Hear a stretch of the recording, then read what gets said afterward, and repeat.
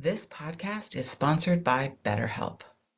After experiencing trauma, I went to therapy, and my therapist guided me through a difficult time in my life.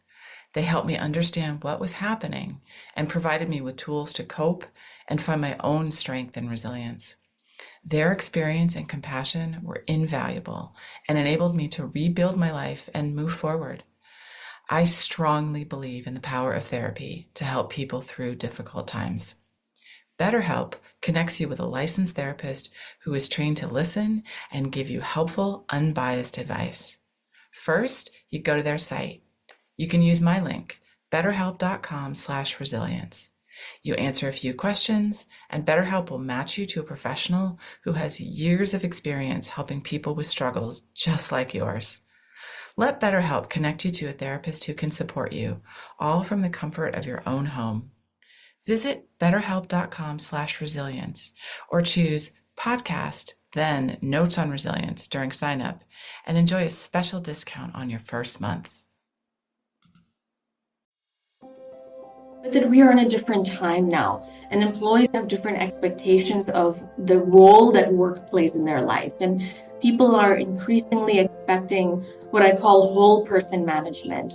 And that means, being flexible. And that means that we are no longer in an environment where people are going to check their emotions or their personal problems at the door before they walk into the office or the virtual office. Hello, and welcome to Notes on Resilience. I'm your host, Manya Chilinsky. My guest today is Malvika Jethmalani. She's a 3-time CHRO and the co-founder of Atvis Group, which is a human capital advisory firm. And their core belief is that to win in the marketplace, businesses must first win in the workplace.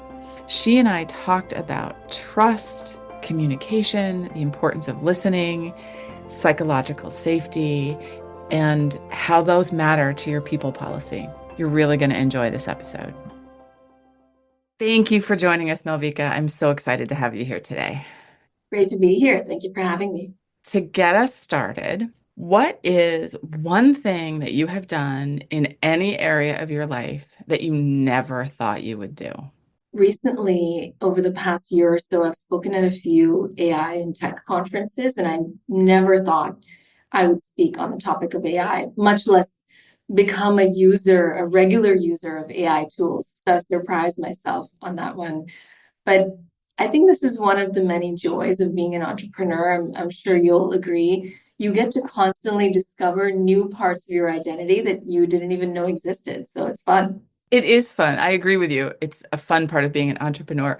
And I cannot imagine either you or I speaking at an AI conference. So I love that that's something that you're doing. Very cool. What were you talking about in terms of AI? So last year I spoke at an AI and HR conference, and we talked about multiple topics, everything from building AI-friendly cultures to how do you manage AI transformation within your organization, specifically from a people perspective. The conference that I spoke at a couple of weeks ago in Fort Lauderdale, we discussed the agentic workforce. We discussed AI could impact how we design work and workplaces in the future, and so much more. Everything at the intersection of AI and people. Yes, I love that. I love that people are thinking about that and you are helping people understand how culture and people policy intersect with AI. So, oh, very cool. Well, thank you for doing that. Well, that's what you and I are here to talk about today is people policy and compassion. And I guess to get started, I'd love to hear what are the first things that you think about in terms of embedding compassion and empathy and those kind of skills into a workplace culture? So the first thing that I think about and that I encourage CEOs and founders to do when I work with them is put an employee listening strategy in place.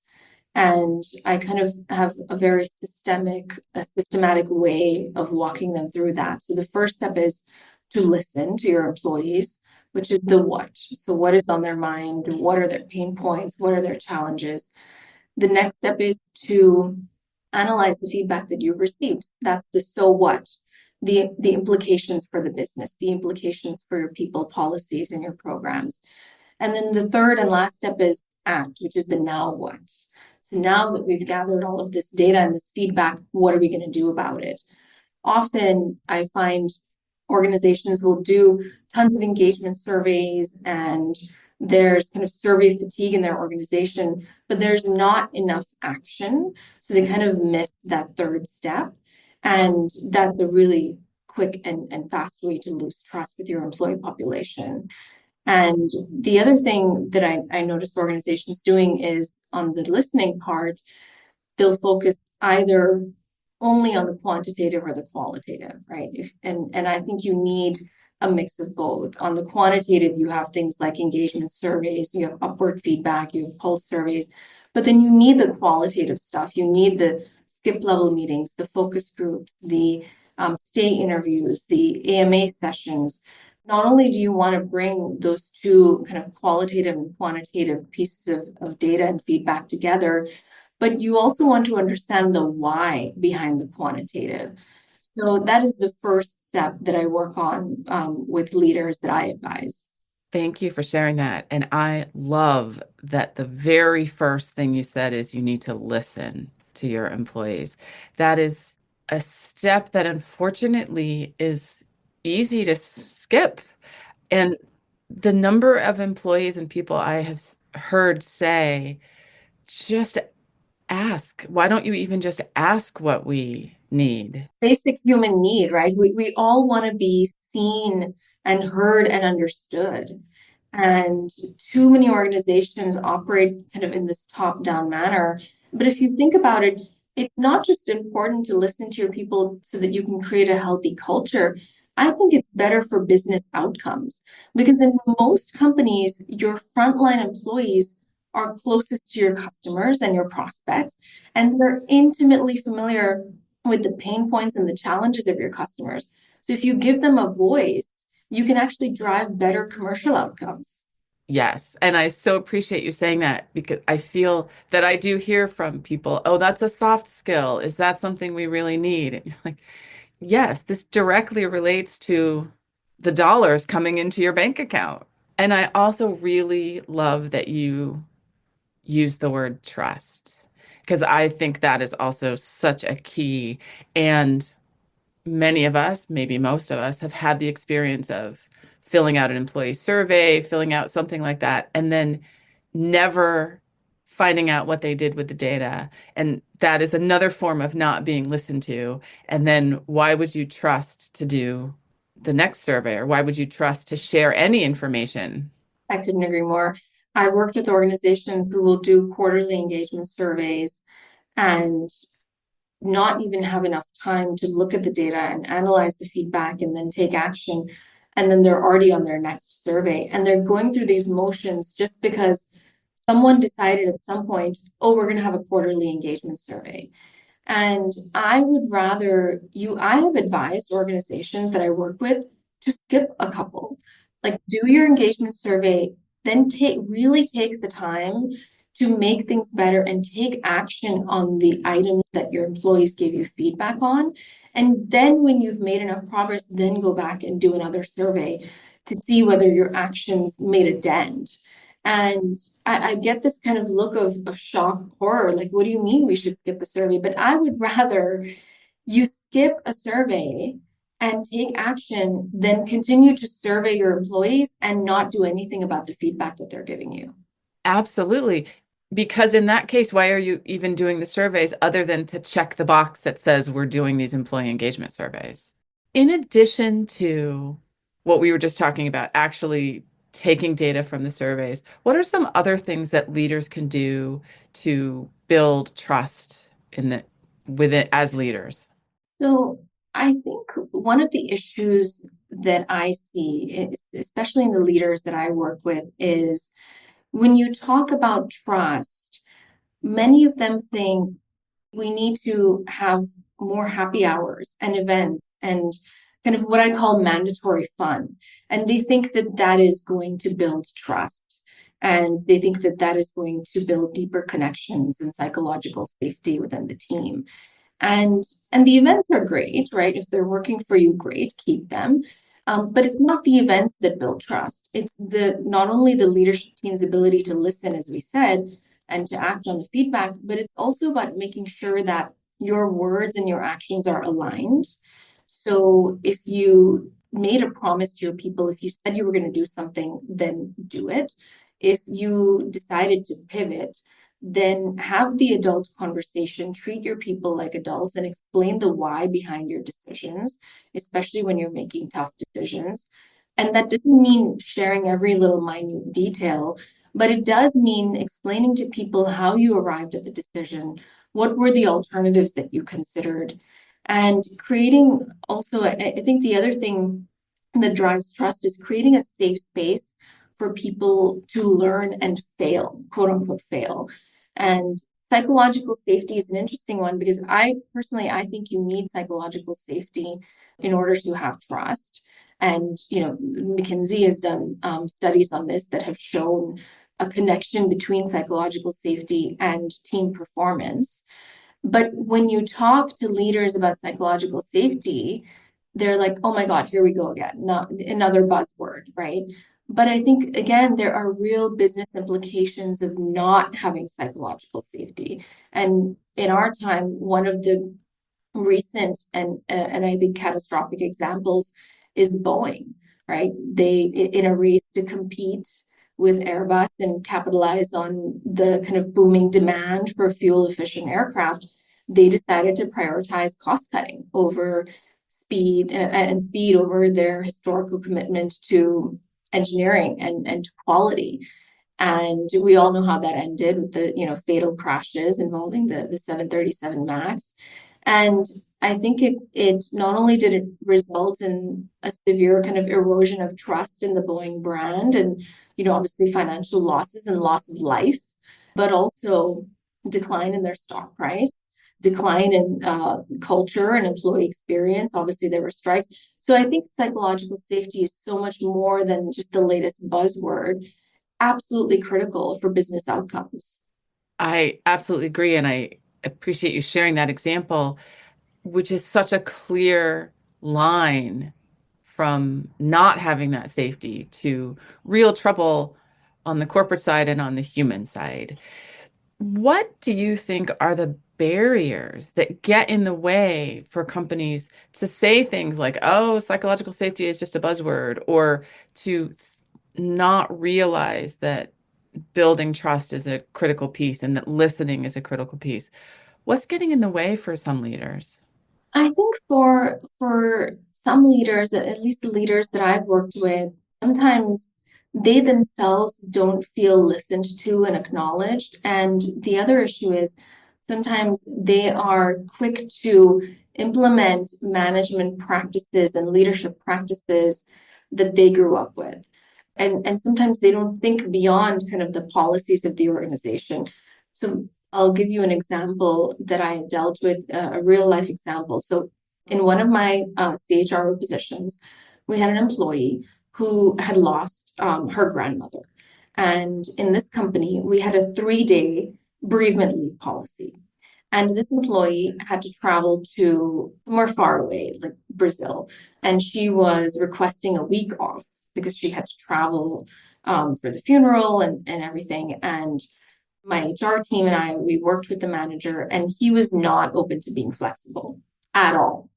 We dug deeper, we found out that he had grown up in an environment where taking 0 days off was rewarded. I don't know if you remember the era of like perfect attendance awards. People would get right. So that was a thing, and that was a thing. Early in my career as well. I grew up with that too. Like perfect attendance awards were a thing, and it was like it was glorified that you never took a day off and you came to work sick. And so when we dug deeper, this particular manager, he thought that's what good performance was. He thought presenteeism equals good performance. And his other issue was he couldn't understand, he simply could not comprehend that someone else might handle grief differently than him. And so one of the things that he said to me was, when my grandmother died, I was back in the office the next day. And he was very proud of that. And so it was simply an exercise of listening to him, making him feel heard, acknowledging that he was in wrong to apply the same policies that he grew up with in his early career, but that we are in a different time now. And employees have different expectations of the role that work plays in their life. And people are increasingly expecting what I call whole person management. And that means, being flexible. And that means that we are no longer in an environment where people are going to check their emotions or their personal problems at the door before they walk in to the office or the virtual office. And so, I kind of told him some of my own stories of what I had grown up with. We had a good laugh, but ultimately we made an exception for this employee, and her situation pushed us to reconsider our bereavement policy. And so we redid the bereavement policy and to state that if you have to travel internationally following, the loss of a family member, that you could take up to 2 weeks off. So I was glad that this situation came up and that we were able to enhance the policy and make it better for future situations. So I think to come back to your question, what's getting in the way is often people apply their own life experience to situations, and they make the mistake, I think, of assuming that someone else is going to handle situations the same way that they did. Yes. And that is that's not a leadership lesson, that's a life lesson in how to communicate with others. And I can see how the way that I was led in a work environment is now going to be the way that I lead. What do you think is the greatest failure in the way that we train leaders when it comes to wanting to lead with compassion? I think I've led and designed many, many leadership development programs, and from the ones that I've seen, especially the kind of off the shelf ones, is many of these programs fail to teach leaders one fundamental truth, which is that they have to treat their people like humans first and employees second. I'll give you another kind of real life example that comes to mind. So I worked with a president of a company at one point, and he had an assistant who left, and we hired someone to replace his executive assistant. And he claimed that he was so busy that he couldn't be bothered to learn the name of the new assistant. So let's say his previous assistant's name was Janet and the new one was named Rita. He would continue to address the new assistant as Janet, and she was supposed to respond to the name Janet. So if you've ever watched The Devil Wears Prada, this is exactly that. I was living this situation. And the president of this company, he had been to a top business school, like top 5 business school. He had been in multiple leadership development programs, both inside the company and externally. And yet he failed to make people feel seen. He failed to afford them the basic respect and dignity, and he failed to honor the humanness of his people. And so they wouldn't continue working for him. What we saw was there was this kind of revolving door with his assistant position, and most of his assistants would only last like a year max. And so in my opinion, most of these leadership development programs fail because they don't even veer into the territory of compassion. I mean, when was the last time you saw a leadership development program that actually even uttered the word compassion or covered that topic? So I think perhaps that's a good starting point, is explaining to leaders what compassion is and why it's important in the workplace. Yes. As you were talking, I remember there was a book a while ago, and I don't remember the name, but the theme was, everything I needed to learn in life, I learned in kindergarten. And I keep coming back to the treat other people the way you want to be treated, because I bet this particular person would not have stood for somebody calling them by the wrong name because they decided they couldn't be bothered to learn their name. Absolutely. I read a Jack Welch book many, many years ago called Straight from the Gut. And one of the things he talks about in that book is the idea of there are leaders who will kiss up and kick down. Oh, And he had a no tolerance policy for those types of leaders during his time at GE. And I think, unfortunately, even sitting here today in 2025, there are too many of those leaders. And the way we will combat that is by introducing compassion into our leadership development programs. yes. I can see that that is a critical missing piece. And I wish by the time we were in 2025, this wasn't still something that we're talking about that feels like the exception. Me too. If you could implement one non-traditional practice for leaders to promote compassion in the workplace, what do you think that would look like? So I worked in an organization at one time that didn't have onboarding for leaders. They had what they called immersion. So their leaders, their most senior leaders, did not do any actual work in their first 60 to 90 days. And I would love it if more companies would implement something like that. And so in this company, the executives, they would just listen. They would sit desk side with employees. They would meet with customers. They would sit in on product demos. They would use the product themselves. They would go and visit the different offices across regions. This was a global company. They asked lots of questions, and their only job was to learn, ask questions, and act as a sponge. And they were told explicitly that that was their only goal for their first 90 days. And they were told, you're already here. You got the job. You don't need to prove yourself. You don't need to embark on a giant, transformation right away. You just need to listen and learn. And I think too many leaders are too eager to prove themselves and leave a mark, and they come in and they start making changes too fast, and they immediately lose the plot because they lose the trust of the team, because the message that they're sending is nothing you've done before me is good enough.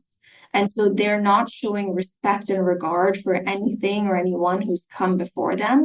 And they don't show interest in understanding how things are currently working or what the team's pain points are. It's different if you're coming, into a crisis situation, obviously, because you want to take charge right away and stop the bleeding.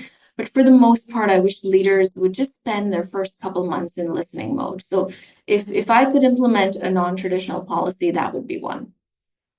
That is really powerful. And it gets at all of the things we have been talking about, listening to what is actually happening and what people are thinking and saying, building that trust.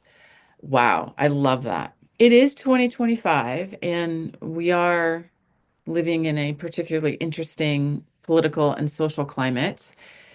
How do you think that is impacting leadership right now? I think that there are topics that shouldn't be political issues that have become politicized and are polarizing. So return to office is one that I can think of. It's become a political topic instead of a business topic and a people topic. Another one is DEI. I advise a lot of CHROs, and currently I'm getting lots of calls from HR leaders on this topic because there's no playbook for what's happening right now. Everyone is kind of figuring it out for themselves. And I think, but I will say this on the state of evolving DEI. The first thing is, it's never a bad thing to assess the efficacy of your initiatives and your programs from time to time, because you want to make sure that they are driving the business outcomes that you wanted them to drive when you first started out on that journey. So if organizations are reevaluating their DEI programs to make sure they're still effective, they're still doing what they're supposed to do, I support that all day long. I think that we're going to see more of what I call embedded DEI flavor going forward, where DEI is embedded into various practices and policies of the business rather than being this separate thing over there and managed by this separate team that typically sits under HR, and it's their responsibility. It's not mine as a leader or as an employee. And I think that's a good thing if we move in the direction of embedded DEI. So I'm keeping an open mind. But the other thing I'll say is, if you're a company that's changing its practices just because others are doing something or not doing something, then you probably didn't have much of a DEI culture program to begin with, and it was likely performative. So I was working with a founder in a tech company once, and he came to me during Pride Month. It was like June 9th or 10th, and he said, Malvika, I think we should change our logo on LinkedIn to the rainbow logo. And I can have marketing do it within the next 24 hours. What do you think? And I asked him why. And his response was, well, everyone else is doing it. And I asked him, what else he wanted to do to support the LGBTQ employees in his company and in the community. And he hadn't thought about that. I offered him some ideas, he didn't like them. And so the bottom line was he wanted the logo to be changed. And that is where it started and ended. He had not given it really much thought beyond that. And unfortunately, there are too many leaders and too many organizations out there that are like that. They're performative. And so if your reason for doing these sort of check the box things is that everyone else is doing it or not doing it, then and you want to do away with your DEI programs because everyone else is doing that, then I would rather you just stop, because I would rather you don't do anything than have performative practices in place that are not good for your people and don't drive better business outcomes either. Yes. That the pride story you share, I have a similar one of Women's History Month, and we want to champion this. And we said, okay, you don't have any women in leadership and you have almost zero women in the entire company. So what else are you going to do besides say that you care about Women's History Month? So it is, I appreciate that sometimes companies look to their competitors to for the direction, to know what to do. And that is not necessarily wrong on its face, but you do have to have the foundation underneath rather than, as you say, being performative. Thank you for sharing that. So we are at the end of our time. And what is giving you hope right now in terms of compassionate leadership and companies really focusing on their people? I talk to a lot of leaders as part of my day-to-day work, and I think that we are in an interesting moment right now, especially with AI. I think a lot of leaders are realizing that the technical skills, the job related skills, are becoming more and more commoditized. It's becoming easier to obtain and learn those technical skills. You have AI solutions that offer low code, no code solutions. And so even if you've never coded before, there are solutions out there for you to learn and create products. And I think as a result of that, what's happening is a lot of leaders are realizing that we need to start placing a premium on what we call soft skills. I don't like the term soft skills. I call them power skills, because I think in the age of AI, the soft skills will become the power skills. I think those are the skills that will be the differentiators. And so I think now that leaders are realizing that these are the skills that are going to matter, and our interaction with each other, the way that we engage with each other, is what makes us inherently human. And that is what we need to preserve. We need to preserve the humanness and the human aspects of work. When I have those types of conversations, that is what gives me hope. And I think this is our moment, especially, I'm an HR professional. And so in the HR world, we've been waiting for decades and decades because we've been so underwater with the administrative burden on our plates. And this is the moment with AI solutions being able to take some of that burden off of our plates. This is our moment to shine. This is our moment to work on those strategic things that we've always wanted to work on. This is our moment to focus on the human aspects of human resources. And I think that's really what is giving me hope right now. Wow. That gives me hope too, hearing that. So thank you for sharing. And Malvika, we're at the end of our time. Can you please tell listeners a little bit about yourself and how they can reach you and learn more about what you do? Of course, yes. I am a three-time CHRO and the founder of Atvis Group, which is a human capital advisory firm. We are driven by the core belief that to win in the marketplace, businesses must first win in the workplace. And so you can learn more about Atvis Group at atvisgroup.com. That's ATVIS group.com. You can follow us on LinkedIn, follow me on LinkedIn, and send me a note, send me a direct message on LinkedIn if you want to talk anything and all things people.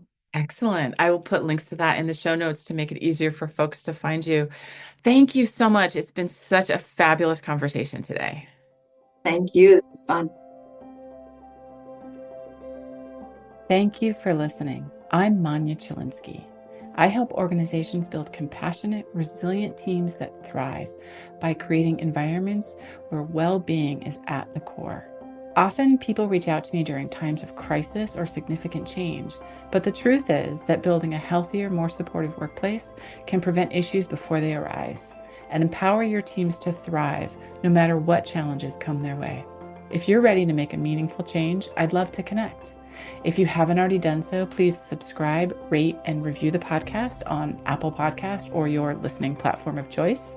It really helps others find us. And if you'd like to continue the conversation, connect with me on LinkedIn or visit my website, www.manyachilinsky.com. Thank you for being part of this journey with me.